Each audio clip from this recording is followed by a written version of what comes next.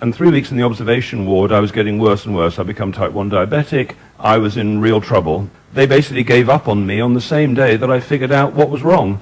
I mean, I realized that it was the antibiotic. They kept on trying to give me drugs, but I kept on saying to them, well, I'm not low on drugs. You know, that shortage of drugs is not my problem.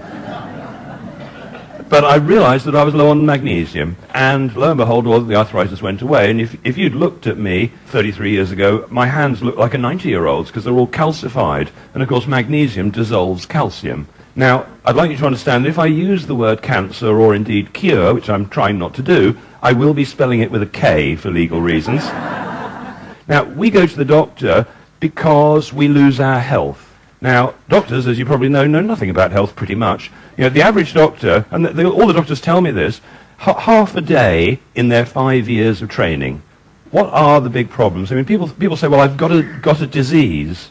Well, actually, disease isn't a thing. Disease, it's a lack of ease. So what you've lost is ease. You haven't gained a disease, you've lost ease.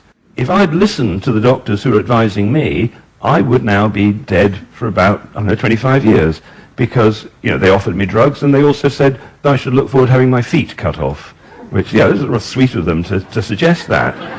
I'm going to talk about a number of things, but I think I really should start with vaccinations.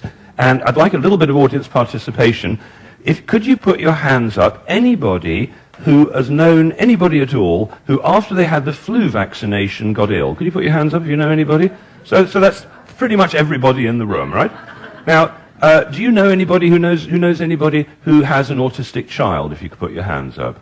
Okay, so that's at least 3/4 of the room, if not more. Now, I want you to put your hands up if you know anybody who's permanently suffered from mumps, measles, rubella, you know, scarlet fever.